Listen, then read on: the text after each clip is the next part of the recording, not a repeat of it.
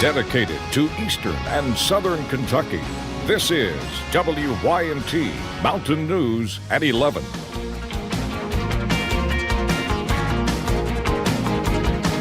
Good evening, I'm Steve Hensley. A fire in Pike County today destroyed several trucks worth of supplies that a Pikeville food pantry relies on to help the community. WYMT's Buddy Forbes was there as crews worked to put out the flames. A food pantry at risk of losing everything. The flames the fire was out of control just really quickly. Thankful Hearts employees were cleaning up outside of their building Wednesday when what started as a burn pile quickly became something more. If not for Coal Run's actions getting here fast and starting that containment and getting the other departments here quickly, this could have been a much worse situation. It could have took out the food pantry.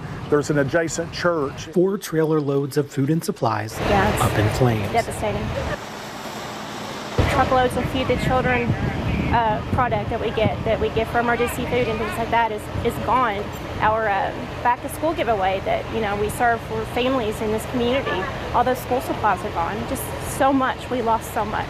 Supplies that the pantry has been collecting for months to reach out to those in need this summer. I think last year we served 2,000 families with our back to school giveaway, and we do that every year. And we want to do that this year. And I'm just not sure how we're going to pull it off at this point. And now they are back to square one. If we can get back to where we started, that would be a great point for us. We want to continue helping the people in our community.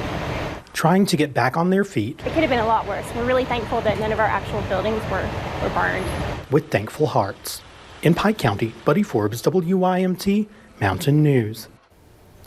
Thankful Hearts is accepting online donations to help offset the loss. A hi-hat man is dead after a motorcycle crash on Kentucky 122 in Floyd County. Kentucky State Police say just before 2 o'clock yesterday afternoon, 41-year-old Shane Hall lost control of his motorcycle, hit a guardrail and a utility pole. He was thrown from the motorcycle. Hall was pronounced dead at the scene. Drugs and alcohol are not suspected to be factors in the crash. Virginia Governor Ralph Northam is expected to announce plans tomorrow to remove the statue of Confederate General Robert E. Lee.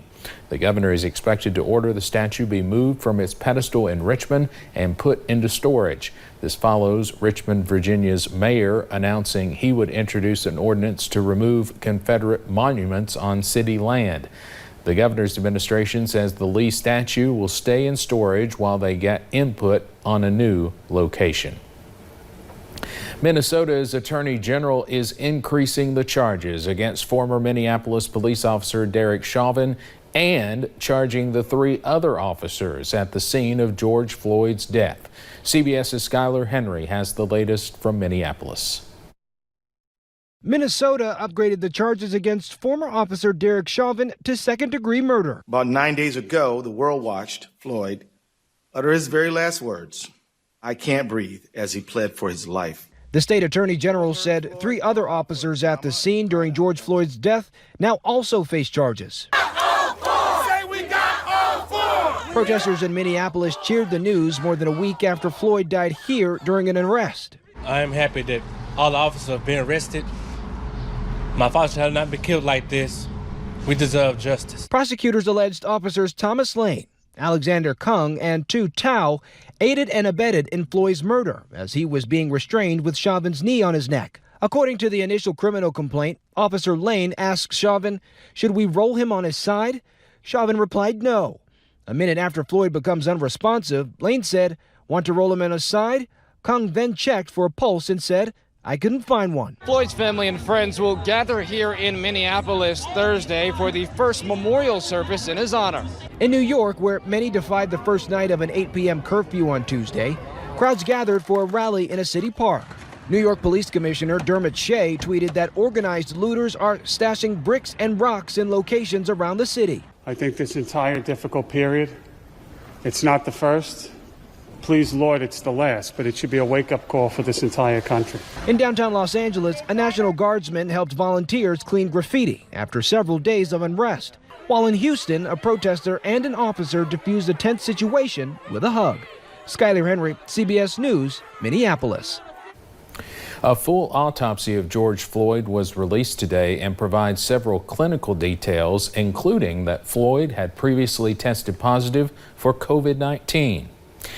As protests continue in Louisville tonight, police are saying they were shot at last night. Now, these pictures show numerous rounds shot at their SWAT truck. You can see bullet holes, this one on the mirror. There were officers inside during this. They were not hurt. Other parts of the armored truck were struck too. Police were trying to stop looters from breaking into an ATM when they say someone opened fire. This is one of at least 2 other times police have reported being shot at since those protests began. Meanwhile, peaceful protests continued tonight in Lexington. They started around 8 o'clock. Crowds marched past the police department, chanting many familiar slogans. They also urged people to register to vote and request absentee ballots. Many protesters said they came out because it was personal. I was a victim of police brutality back in '09, and I feel like that this is a time for us to take a stand together and let it be known that this is not tolerated. We are not animals. We deserve the equal rights as everybody else, and we just can't stand for it anymore. This was the 6th night of protests in the city. Protesters say they'll keep coming out until they see the change they want.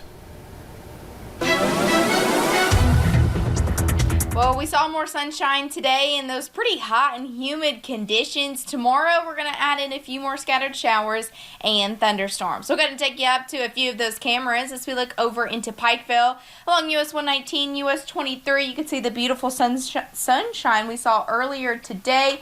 Few high clouds here and there, and then that sun setting. It's been a pretty quiet and nice evening throughout the mountains. Right now in Whitesburg, still 71 degrees, so still pretty warm out there. Clear skies continue. A lot of us still into those low to mid 70s. 75 in Jackson and Pikeville, 70 in Wise, 76 in London, 69 over into Irvine, so a little bit on the cooler side over there. Clouds are going to start to increase a little bit though heading throughout the night tonight. Scattered showers and storms remain to the north of us until tomorrow. We'll get our chance for some scattered showers and thunderstorms. Tonight though, clouds continue to increase, temperatures into about the mid to upper 60s. Few scattered storms possible heading into tomorrow. Hot and humid conditions though continue heading into the next couple of days, and we will see more sunshine heading into the weekend. I'll have a look at your forecast coming up in a little bit. All right, Paige, thank you. Today, Governor Andy Beshear announced 265 new cases of COVID-19. The Commonwealth now has more than 10,400 cases. 8 more people have died from the virus. One of those deaths was a 9-month-old who tested positive for the virus, but public health officials believe the virus was not what directly caused the child's death, but it was a, quote, contributing factor. The death toll is now at 450. A UK student is suing the university to get a partial refund for tuition and other fees. The lawsuit argues most facilities those fees would cover were closed once UK switched to online classes because of the pandemic. The Lexington Herald Leader reports the university did refund some housing and dining fees for students who lived in dorms. The UK student's attorney is seeking class action status for the lawsuit to include every student enrolled during the past spring semester. The 4th of July is a day where we celebrate our country's freedom and our way of life. It's also a chance for the community to gather together, but with the coronavirus pandemic, many cities in Kentucky are canceling or postponing fireworks shows. This now includes Buckhorn Lake State Resort Park. They announced today they are canceling its 4th of July fireworks display. For the first time in its 70-year history, the city pool in Paintsville will not open this summer, with restrictions placed on pools because of COVID-19 and the pool building deemed unsafe. The decision was made not to open this year. Instead, it will undergo what could amount to a $1 million renovation and hopefully be ready to go next summer. These kids are going to suffer this summer. Now they are. This is what they look forward to once they get out of school. And I've never been involved with the pool being shut down. Like I said, when I was a kid, I lived right up here in this housing project, and this is the place I came during the summer. So I'm sure it's going to be a shock for them. A new building, pool renovations, and hopefully a splash pad are what's in the works. Most spring and early summer festivals were canceled due to COVID-19, but as we approach late summer and fall and restrictions ease, some festivals may stick around. The Mountain Heritage Festival in Whitesburg is from September 22nd to the 26th. Lee Adams, who is the Mountain Heritage Committee chairperson, says looking ahead, they plan on still having the festival, but are keeping a close eye on how things go with the Kentucky State Fair and other earlier local festivals. We love our community, and we just hope to get to bring a festival and that come home attitude too, so in the end of September. Other festivals like the Osborne Brothers Festival in Hyden, which is in August, was canceled on Tuesday.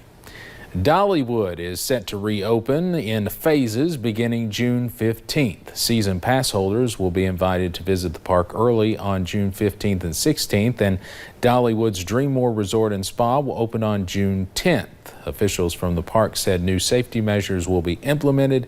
As part of the reopening, all guests will be required to wear a face mask, and there will be temperature screenings before entry. Guests will also be asked to physically distance themselves. Do you want to get away and spend some time outdoors? 2 new cabins in Knott County at the Mind-Made Adventure Park are finished and ready for folks to enjoy. The cabins are set up like a studio apartment and provide a place to stay for people who ride the nearby trails. They can be reserved for $100 a night with a 2-night minimum. Reservations can be made by calling the park. These are all going to be small starter cabins, People want to come into town, ride for a little bit, stay the night. Eventually, we hope to have bigger cabins, more rooms, holding more people, a new lodge built up here. To book the cabins, you can call the Mind-Made Adventure Park at 606-497-7558. Coming up on Mountain News at 11, it's one of the most beautiful sites in our region, and it's now open again after being closed for nearly 2 months due to COVID-19. Scattered showers and storms return tomorrow, but how long will they stick around? I'll have that answer coming up.